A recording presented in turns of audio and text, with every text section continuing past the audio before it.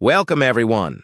Today we are going to talk about one of the most powerful, dangerous, and feared men in history, Genghis Khan. His name brought terror to millions. Wherever he went, he left nothing but destruction. He built the largest empire in the world, but at a terrible cost. He is said to have killed at least 40 million people. Men, women, children, even animals. No one was spared. Kingdoms fell, cities burned, and entire civilizations were wiped out. But how did a poor boy born in a harsh land become the most feared warrior in history? How did a simple child who had nothing rise to control half of the world? This is the real story of Genghis Khan, a story of power, betrayal, bloodshed, and destiny. And most importantly, this story will help you improve your English and vocabulary. So, listen carefully. If you read this aloud, your pronunciation and fluency will improve. Reading helps you understand past tenses and sentence structure.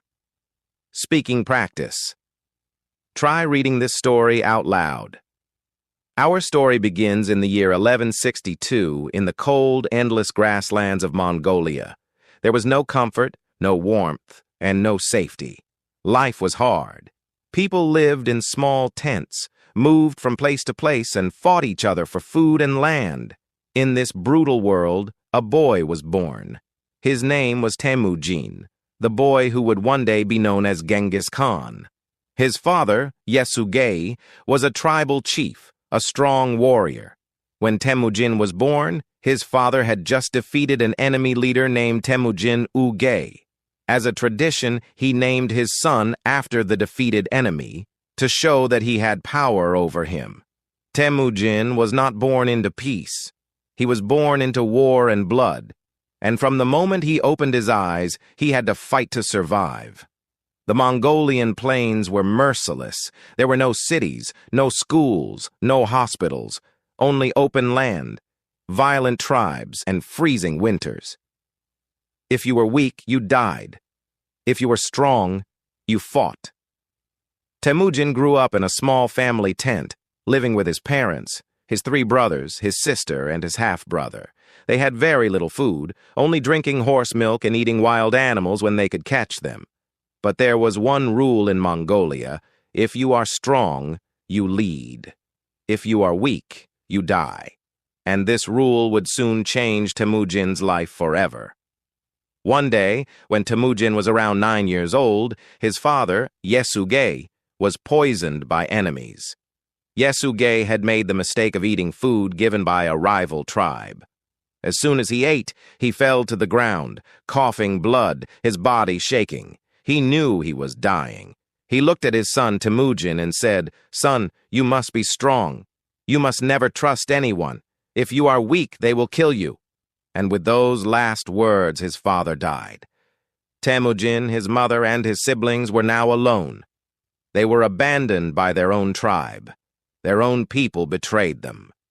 Temujin's mother, Hoelun, was a strong woman, but no one wanted to follow a widow and her small children. The tribe threw them out, leaving them to starve. Temujin, his brothers, and his mother were now beggars. They lived in the wild, eating rats, birds, and even insects to survive. The Mongolian winters were deadly. The cold was so intense that their fingers would turn blue and their lips would bleed. But Temujin never forgot his father's words. "You must be strong." And one day something happened that would change him forever. Temujin had an older half-brother named Bektar. As the eldest, Bektar thought he was in charge. He would steal food from the family, taking the best meat and leaving the rest to starve. Temujin hated him. One day, as Bektar once again took their food, Temujin's anger exploded. His eyes turned dark. His heart became stone. He picked up a bow and arrow, aimed it at his brother, and shot him dead. His own blood spilled onto the ground, but Temujin felt no regret, no sadness. He looked at the lifeless body of his brother and said to himself, "If I want to survive, I must kill. If I want power, I must take it." That day, Temujin became a warrior. At the age of 15, Temujin was captured by an enemy tribe. They tied him with wooden shackles and treated him like a slave. But Temujin was not an ordinary boy. He waited for the perfect moment. One night, when the guards were asleep, he saw an opening. He grabbed a wooden club, smashed the guard's skull, and escaped into the night. Barefoot, bleeding, and weak, he ran through the freezing Mongolian plains. The wind cut his face, his breath was short, but he did not stop. When he finally returned to his mother, he whispered to her, "Mother, I will never be weak again. I will build my own tribe. I will take my revenge." From that moment, Temujin's real journey began.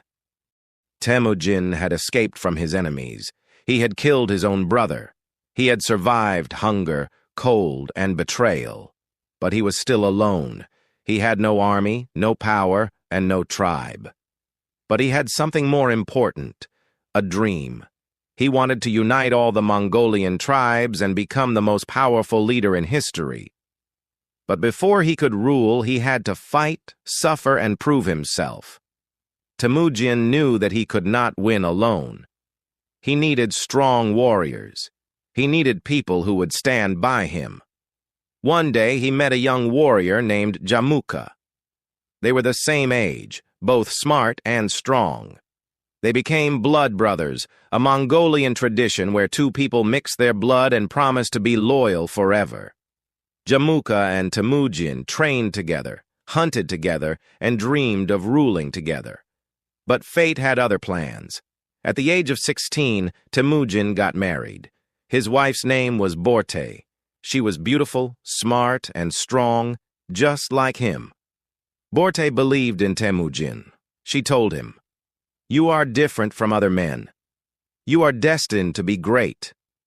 Her words gave him strength, but their happiness did not last long. One night while Temujin was away, a rival tribe called the Merkits attacked his camp. They burned the tents, stole the horses, and kidnapped Borte. When Temujin returned, he found everything destroyed. His wife was gone. He fell to his knees and clenched his fists. His heart burned with rage. "I will find you, Borte," he whispered, "and I will destroy those who took you." Temujin needed help. He went to his old friend Jamuka and another powerful leader, Togrul Khan. "Fight with me," Temujin said. "Help me save my wife." They agreed. With an army of 20,000 warriors, they rode across the Mongolian plains. They found the Merkits and attacked. The battle was brutal. Arrows flew through the sky, swords clashed, and men screamed. Temujin fought like a wild beast, cutting down anyone in his path. The Merkits were defeated. Temujin killed their leader and took back Borte. When he saw her, his heart softened. She ran into his arms and whispered, "I knew you would come." But Borte had a secret. She was pregnant. Temujin did not know if the child was his or the Merkit leaders, but he accepted the baby as his own. His family was together again. But this war was only the beginning. Temujin and Jamuka had been like brothers. But as Temujin became stronger, Jamuka became jealous. Temujin believed in loyalty and discipline. He treated all his soldiers equally. But Jamuka believed in the old ways, where only nobles had power. Soon, their friendship broke. Mongolia divided into two sides. Temujin's army, those who wanted change, Jamuka's army, those who wanted the old ways. The two former brothers now became enemies. In 1186, the two armies met. Temujin had 20,000 warriors. Jamuka had 30,000. The battle was bloody. Temujin fought like a demon.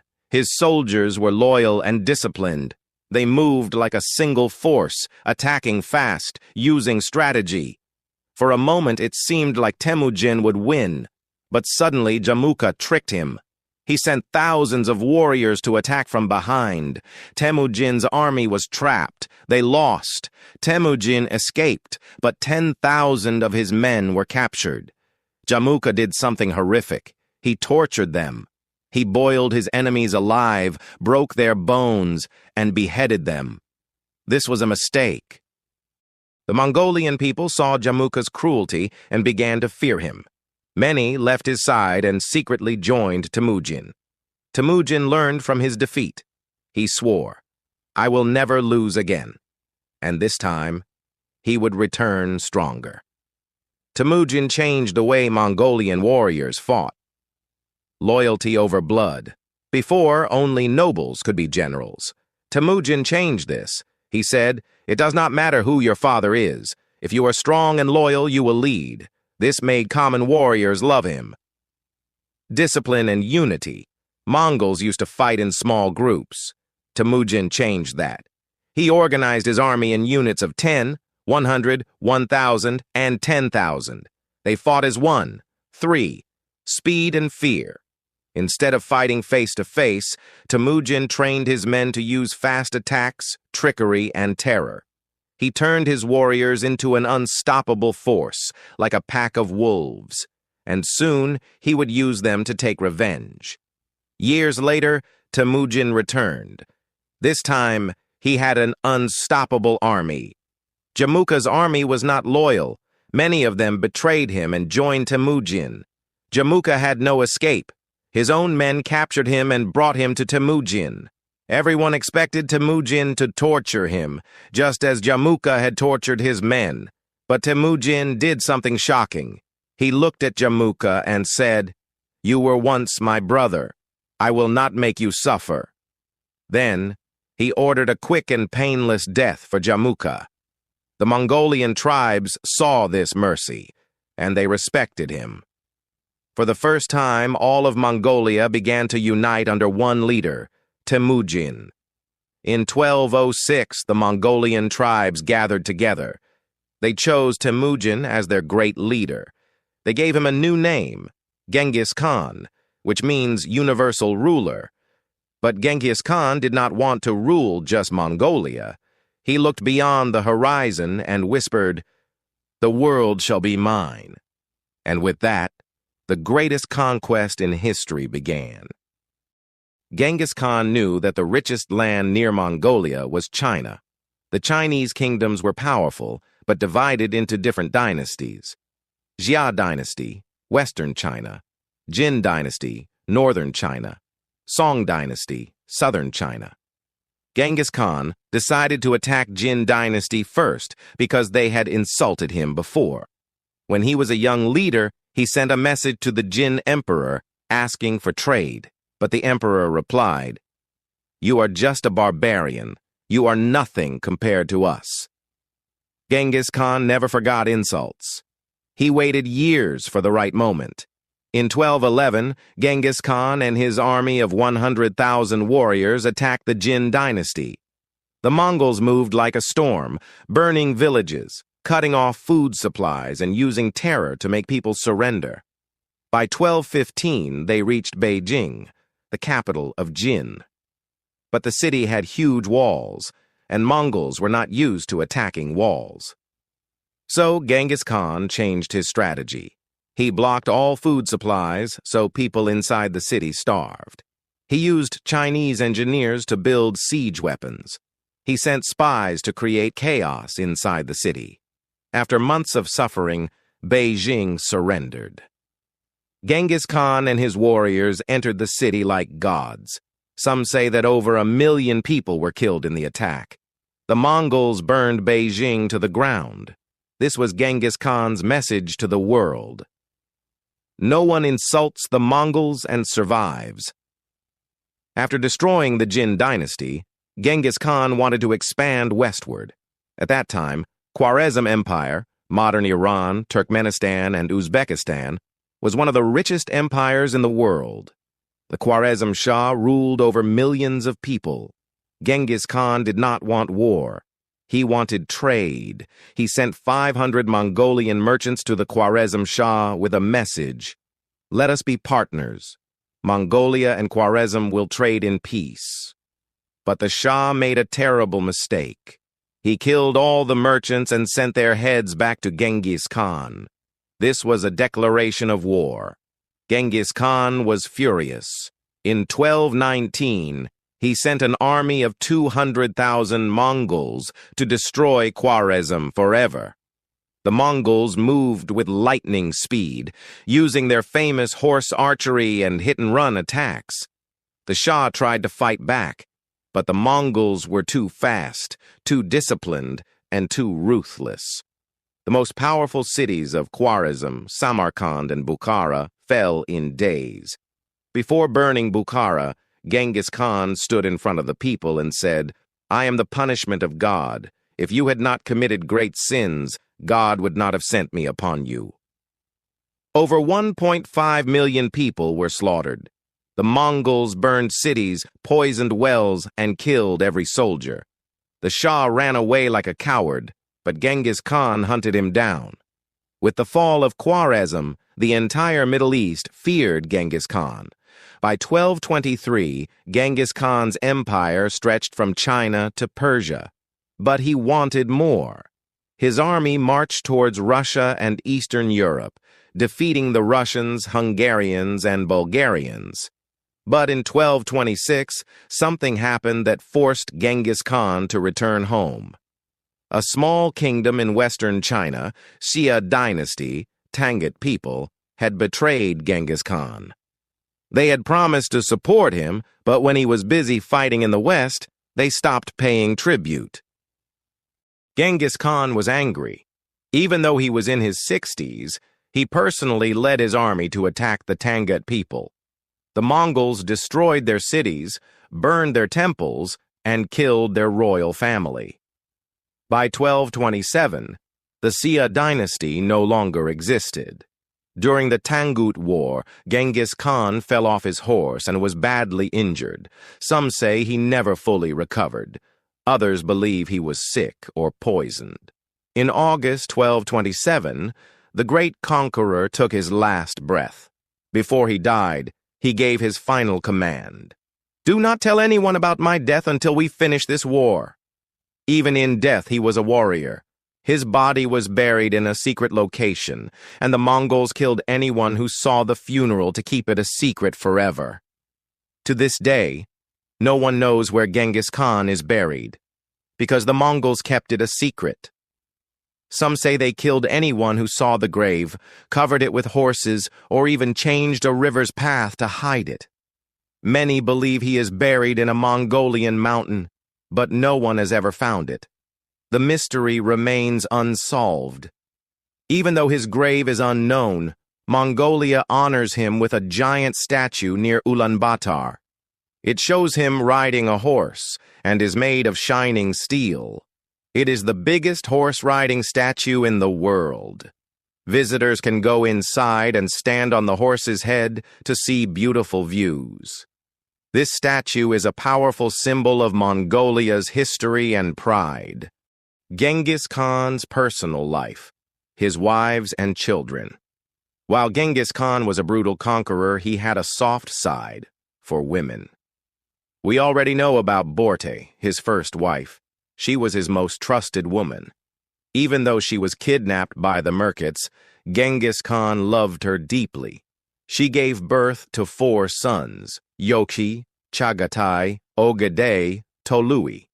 Even though Genghis Khan accepted Joki as his son, some Mongols believed he was not the real father because Borte was kidnapped by the Merkits. This created problems in the family, multiple wives from different lands. Genghis Khan believed that marrying women from different tribes would help him create alliances. Every time he conquered a new land, he selected beautiful and intelligent women to be his wives or concubines. Some of his most famous wives were Yesugen and Yesui, sisters from the Tatar tribe; Kulan, a beautiful woman from the Merkit tribe; Chaka, a Chinese princess; Gurbesu, a Persian noblewoman. Genghis Khan had over 500 wives and concubines. It is said that millions of people today are his direct descendants, but no matter how many wives he had, Borte remained his most powerful queen. We often hear about his sons, but very few people know that Genghis Khan's daughters played a huge role in his empire. Genghis Khan had many daughters, but he was not just a loving father. He was also a brilliant strategist. Instead of treating his daughters like ordinary women, he used them as rulers. How did he use his daughters? Whenever Genghis Khan defeated a powerful tribe or kingdom, he did not kill their royal family immediately. Instead, he would say to their ruler, "You can keep your kingdom, but you must marry your daughter to me or my sons." This way, he made sure that his family controlled everything. But here is the genius part. If a king gave his daughter to Genghis Khan, he would allow him to live as a puppet ruler. However, once the daughter became his wife, he sent her back to rule the kingdom in his name. And Genghis Khan always made sure the husband, the king, was sent to fight in war, where he would eventually die. This meant that the kingdom was ruled by Genghis Khan's daughter. The kingdom became a part of the Mongol Empire. No enemy kings were left to rebel against him. Famous daughters of Genghis Khan: 1. Alakai Beki. She ruled the Tangut people after Genghis Khan's conquest. She was loved by the people and even introduced new laws to help women. 2. Toragene Khatun. She was one of the most powerful women in Mongol history. After Genghis Khan's death, she controlled the empire while his son Ogedei was ruling. 3. Al-Altun. She was married to the ruler of the Uyghur people and later controlled the region under Mongol rule. 4. Sorghaghtani Beki. She did not rule directly, but she was the mother of Kublai Khan, who later became the emperor of China. His daughters were just as ruthless as their father.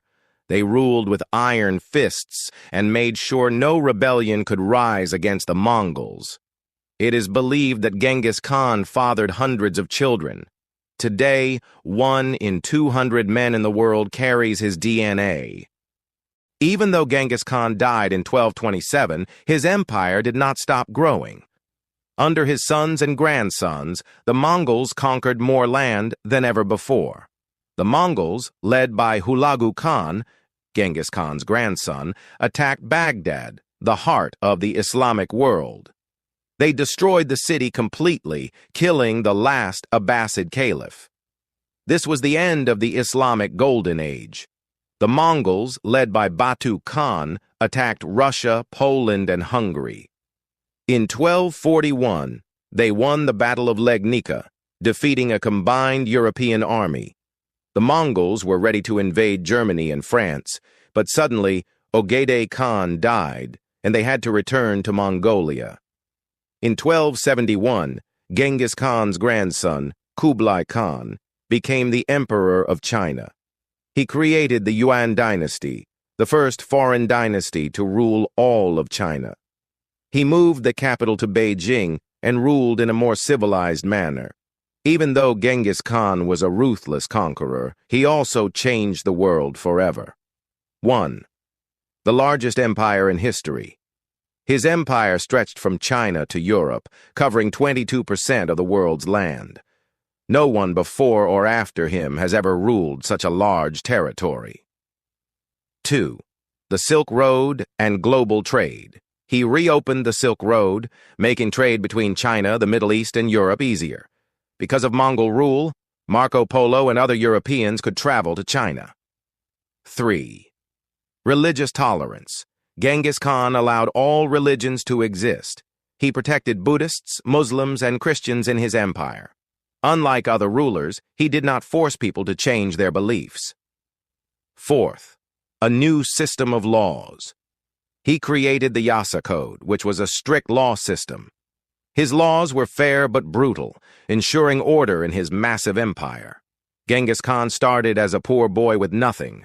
He was betrayed, starved, and hunted. But he never gave up. He fought back, united the Mongols, and built the greatest empire in history. His empire changed the world forever, and even today, millions of people are his descendants. Genghis Khan's story teaches us, never give up, no matter how hard life gets. Think smart and use everything to your advantage. True power is not in strength alone, but in strategy and vision.